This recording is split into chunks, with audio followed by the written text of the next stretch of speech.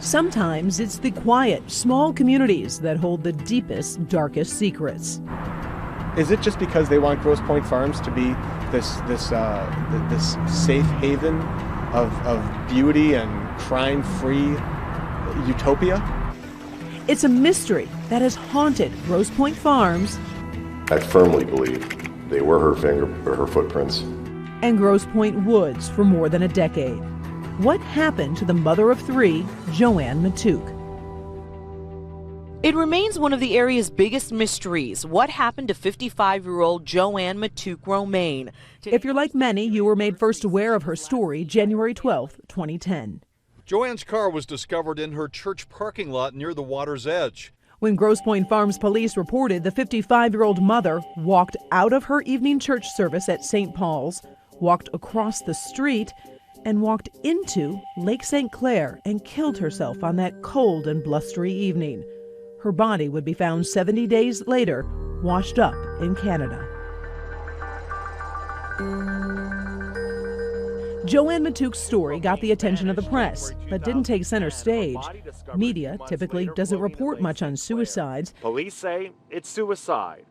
Then there was word that Joanne Matouk was paranoid, depressed. The public seemed satisfied with that explanation, but her family knew that was far from the truth. And say you can describe something as paranoid or whatever, but when it's something real and you come to find out that it actually is real, and you say I'm being followed and all of a sudden she's missing, yeah, you're not paranoid. Kelly Romaine, Joanne's daughter, remembers what her mother told her shortly before she died. And said, you know, if something ever happens to me, look at him. When she said that, what did you think? And that's when all the craziness really started to happen. To try and understand what was going on in Joanne's life on that frigid Tuesday evening back in 2010, you first need to know more about the 55-year-old mother. Joanne was born and raised in Grosse Pointe Woods. Her childhood spent in this home on Anita Street. She married David Romaine in 1980. They had 3 children, Kelly, Michelle, and Michael. She was very strong in her faith, in her family. You know, her family was her everything. Her kids were her everything. The Romaine children were raised in this home on Hidden Lane in Grosse Pointe Woods, a home filled with so many memories, birthday parties, lots of family dinners, and get-togethers with friends. She was even everyone's second mom. Like, she just was the most loving, caring person you could ever come across. The Romaines had a happy life in their upper-class community, but 25 years into their marriage, the couple separated, David leaving Joanne for her best friend. She was a little lady, but she was strong. Joanne moved in with her daughters. She kept herself busy with a part-time job and many trips to church. She knew where all the services were. She would regularly go to church once a week, sometimes 2 or 3 times. You know, she always knew where there was a shorter service or a full service, or she knew where she could pop in. St. Paul on the Lake in Grosse Pointe Farms was one of the places you could regularly find Joanne, frequently stopping in for a quick prayer service. This is where she was on the evening of her disappearance, attending a 7 p.m. prayer service. According to investigative reports, at 7:20, a witness saw Joanne exit the church. A minute later, another witness at the church said she heard a car alarm go off. She looked. It was a Lexus. Joanne drove a Lexus. According to police reports, a third witness saw something strange at 7:50. A man who seemed out of place, wearing a lightweight coat and scarf, running strangely along the lakeside of Lakeshore Drive. Police would later find that scarf here on Lakeshore Drive. According to police records, put it into evidence, and then later donate it to charity. Just one of the questionable police practices you'll see as we go through this mystery.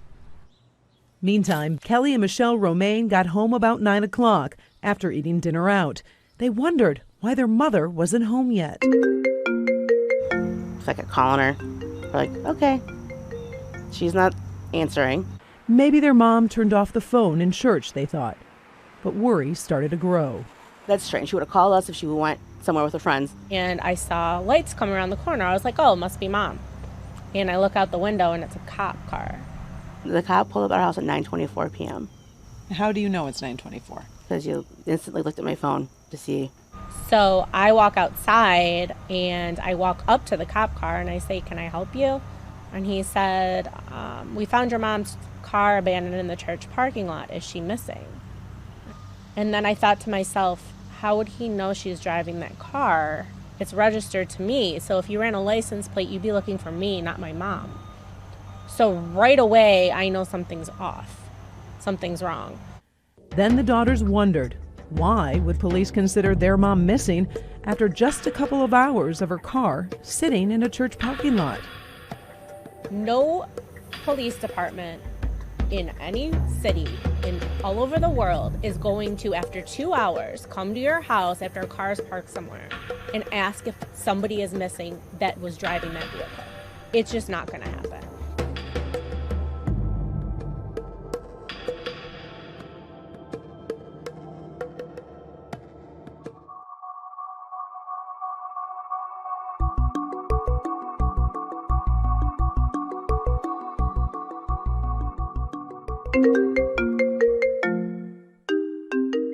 Moments later, Kelly and Michelle frantically started calling their mom's cell phone.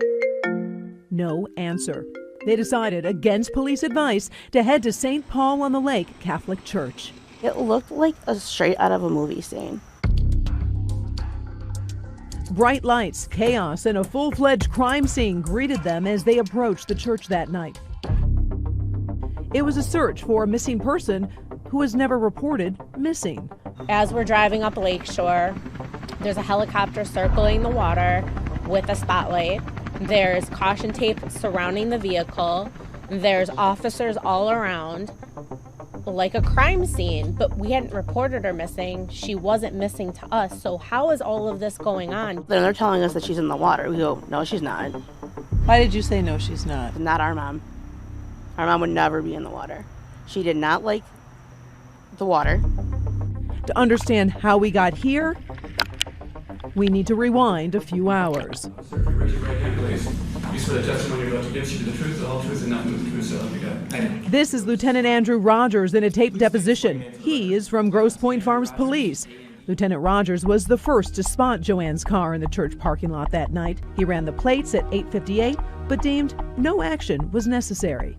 Do you know if there were any footprints leading from that car to the embankment? I did not see any footprints leading from the car across the roadway.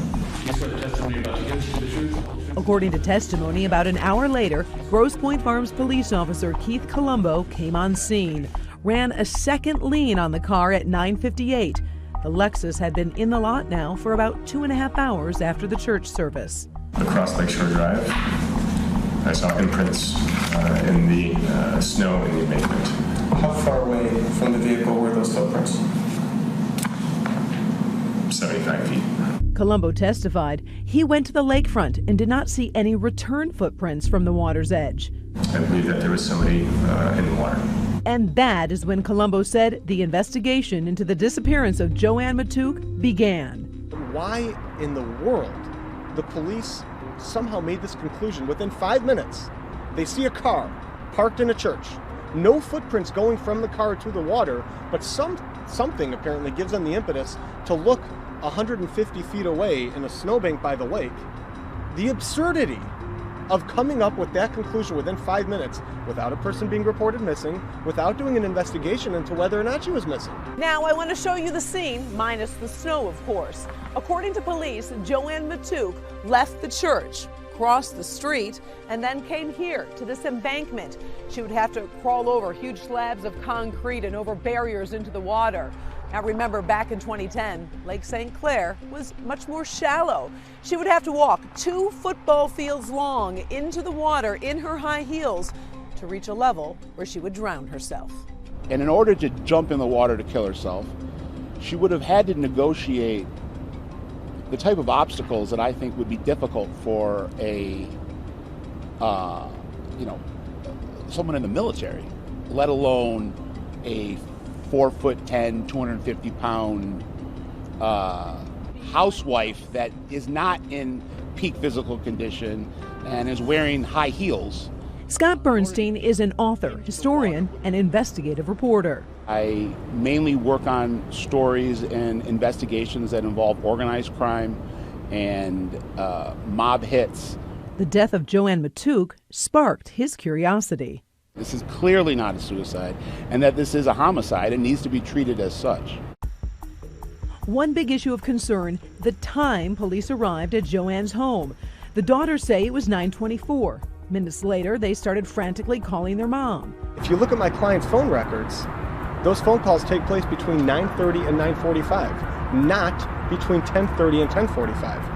Leaves you wondering, how could police arrive at an address 30 minutes before the car lien was run that caused all the suspicion?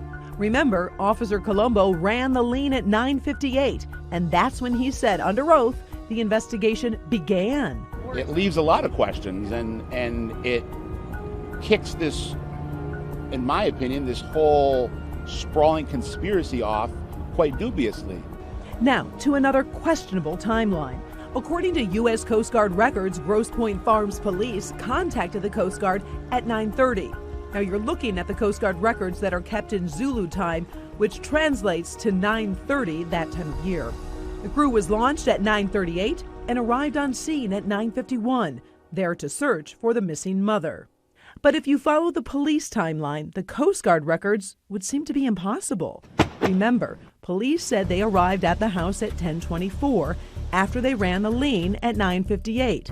It leaves you wondering, how then would the Coast Guard be notified at 9:30 a search was needed? Something isn't adding up. A conspiracy?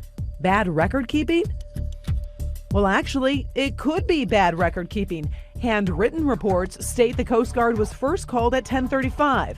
So you have two different reports from one agency, reporting two different times. Oh, just wait, there's more. 70 days later, Joanne's body is washed ashore in Canada, found by some fishermen. Her clothes and shoes giving some strange clues to what may have happened to her. How is she full body clothed, shoes impeccable condition, clothing in impeccable condition? It's just not going to happen. Her body was placed in the water somewhere near that area. The autopsy reports leaving as many questions as answers. As we discover, Joanne died with no water in her lungs.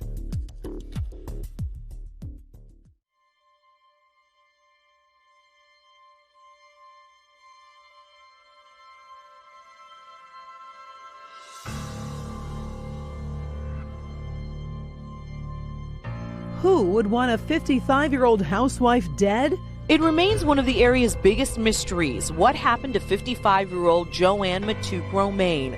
Police believe Joanne Matouk killed herself. Her family believes something more sinister happened to this mom of three. They've reported their allegations to police, in their civil lawsuit, and sharing them with us now. And she goes, if something ever happens to me, look to him. We're like, that's a strange thing to say. Yeah. We said, what? Kelly and Michelle Romaine recall the conversation they had with their mother in mid-December of 2009.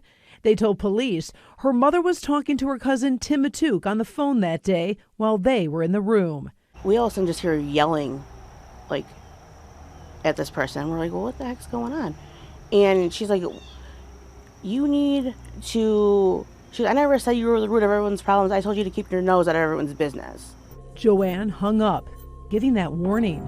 You know, if something happens, look to Tim. Michelle said her mother never gave her specific details, but was worried.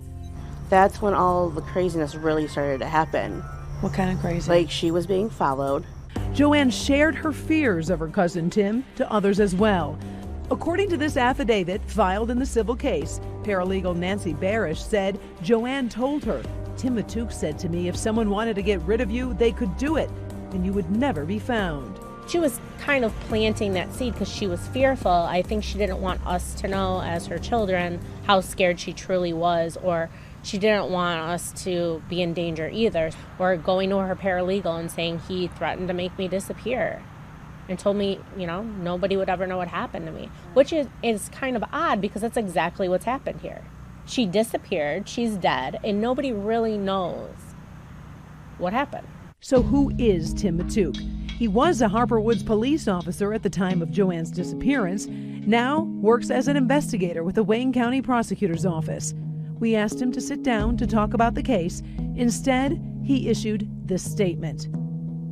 On a very tragic night in January 2010, when Joanne went missing, I was on duty working a Michigan State Police Narcotics Task Force in Warren, Michigan. My location that night has been verified and confirmed by the testimony of Michigan State troopers and corroborated by cell phone records. After a lengthy 5-year lawsuit, not one but 2 federal courts dismissed the case against me. Any allegations connecting me to the death of Joanne are untrue and false. But that won't be the last time someone pointed the finger to Tim Matouk. That in a moment. But first, family drama for the Matouks started years ago here at the Woods Wholesale Wine Store in Grosse Pointe Woods. Joanne's parents owned the store, and when they died, left a large sum of money for Joanne and her 4 siblings to split. The sibling war began, 2 sides divided, and from what we have learned, much of the controversy was over the fact Joanne continually helped and supported her brother John. I mean, I was very close with her. She wouldn't tell me that conversation that she had with Tim and Tim. And all she kept saying was, we need to go to the cops, we need to go to the cops, we need to go to the cops. In an attempt to smooth things over, Michelle says her mom went to Woods Wholesale Wine a few weeks after that call with her cousin Tim. The hope? To talk with her brother Bill to try to stop the family fighting. The daughter's story of what happened that day was reported to police. Yeah, I drove her to the store, and she's like, I'm just going to go in and talk to my brother. Even though they had an estranged relationship, she didn't talk to him often at all. She's like, I'm going to go tell him about Tim and how he called. So she went upstairs unannounced at the liquor store, and she came out more freaked out than she was when she went in.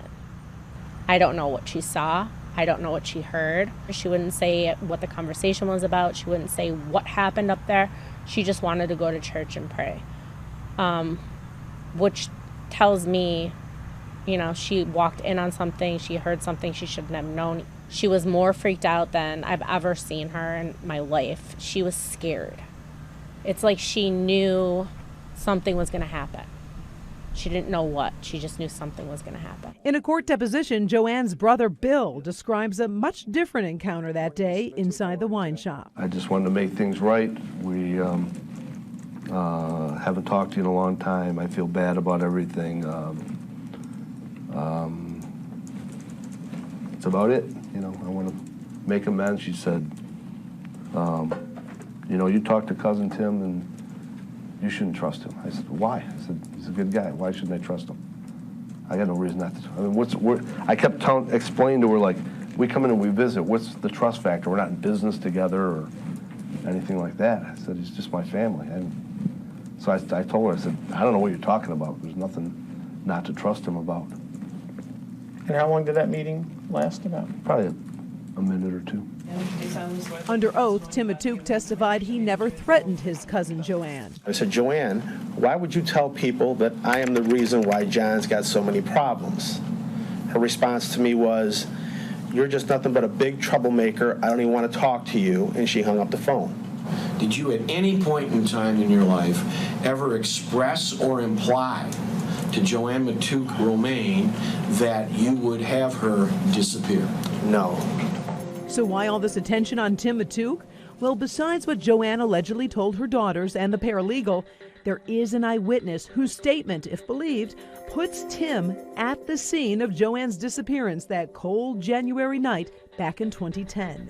After learning about Joanne Matouk's disappearance, Paul Hawk came here to the Grosse Pointe Farms Police Department to share what he says he experienced on Lakeshore Drive that night. Police did not deem him credible and didn't share his statement. That is, until the Romaine family sued the police department for access to the reports on their mother's case.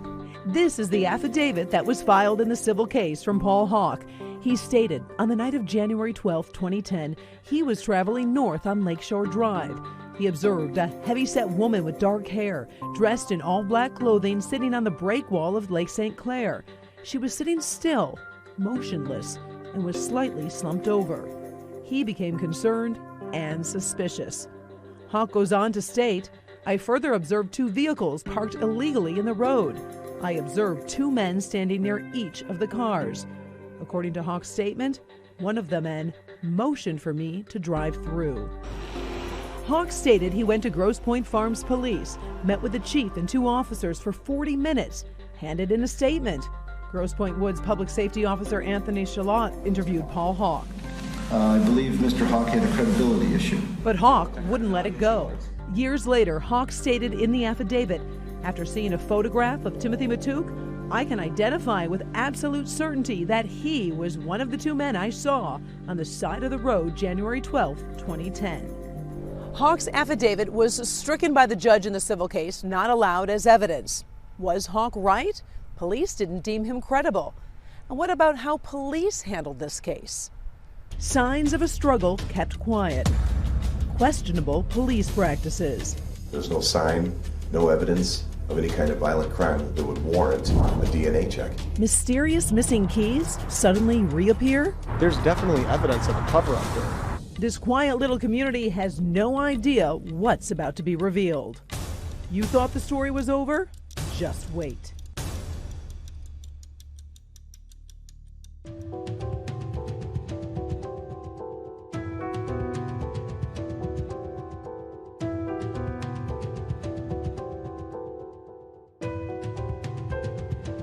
Ten years after the disappearance and death of Joanne Matouk, there are still so many questions. So you've got a crime scene trampled all over, and nothing's properly photographed or documented. That is just one of the many criticisms of the Grosse Pointe Farms police, coming from 25-year veteran Martin County Sheriff Detective Salvatore Restrelli. Well, the one thing I want to say about the whole investigation that they conducted up there, it was so out of typical police procedure that that alone is suspicious. Restrelli was hired by the Romaine family to learn more about their mother's death. Joanne Matouk, who according to police, walked into Lake St. Clair January 12th of 2010 and killed herself. Based on the investigation, more than likely it was a suicide. That's Grosse Pointe Farms Police Chief Dan Jensen.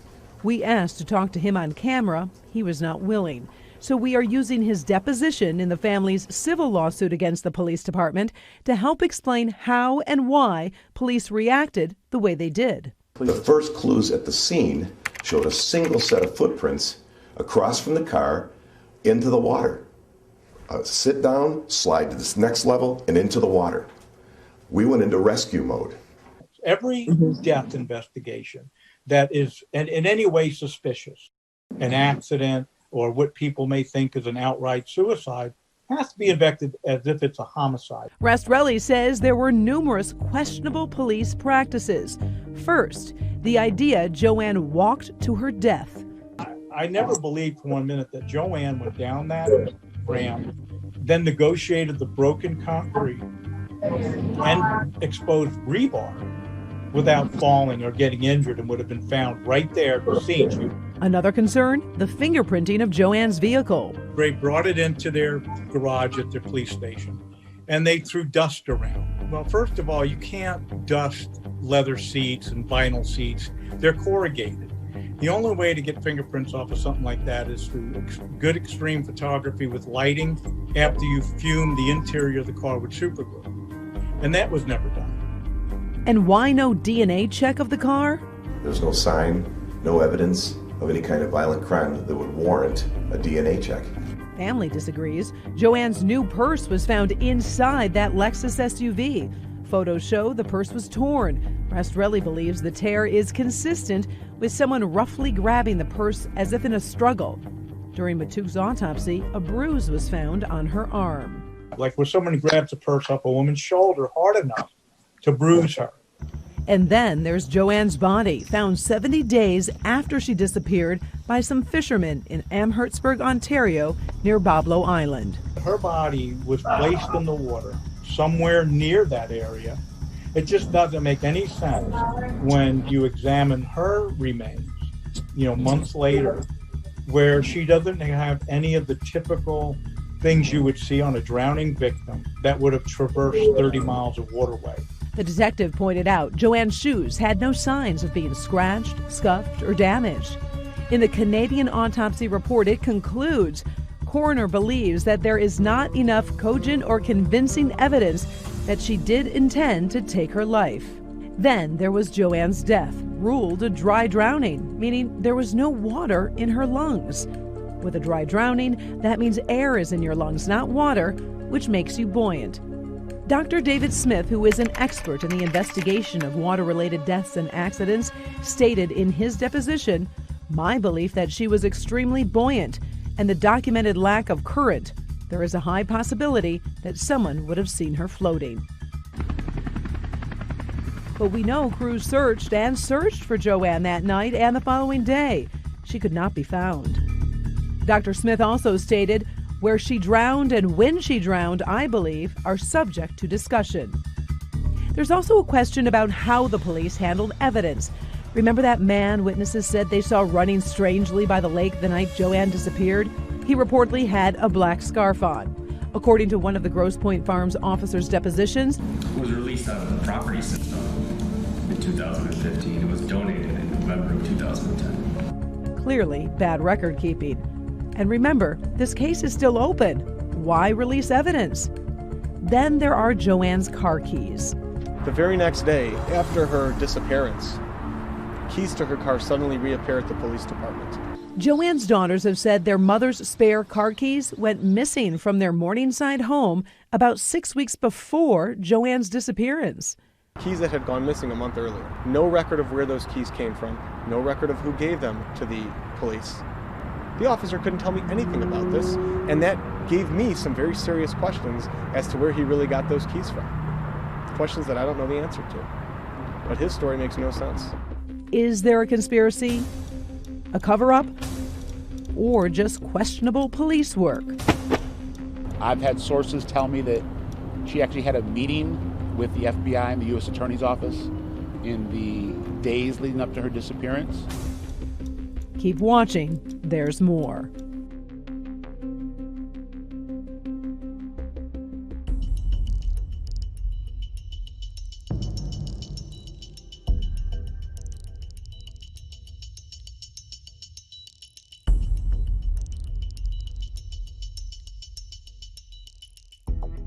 A local mother reportedly walks into the icy water of Lake St. Clair and kills herself. I believe firmly that this is a murder. But why? She walked in on something, she heard something she shouldn't have known. Some claim Joanne Matouk was paranoid, but was she? She would come home and she was, someone was following me. We said, well, who? And she's like, it's somebody different every day, but there's somebody following me. And you say I'm being followed and all of a sudden she's missing? Yeah, you're not paranoid. According to this document from Joanne's doctor, Joanne did not have any psychiatric disorders, she did not have any suicidal thoughts, and she was a happy person. Another of Joanne's doctors goes on to state her deep faith in Catholicism and her strong devotion to the welfare of her children mitigated against the risk of suicide. It wasn't because she had some mental issue or mental disorder that was causing her to feel like that. It was stark reality. Scott Bernstein is an investigative reporter who typically covers mob hits. The death of Joanne Matouk Romaine captured his curiosity. I've had sources tell me that she actually had a meeting with the FBI and the U.S. Attorney's Office in the days leading up to her disappearance. We did contact the FBI Detroit headquarters asking about that alleged meeting. An FBI spokesperson would only say they would not confirm or deny a meeting with Joanne Matouk Romaine occurred. So where do things stand in the death of this Grosse Pointe Woods mother? The case is not closed. There's a family that still believes it wasn't what we have determined it likely to be. So I would guess out of respect for that family, if more information, new credible information is presented, we would proceed accordingly. The Romaine family did file a civil suit against both Grosse Pointe Farms and Woods Police Department and other defendants, seeking to hold them liable for claims related to the death of their mother. They lost the case not once, but also on appeal.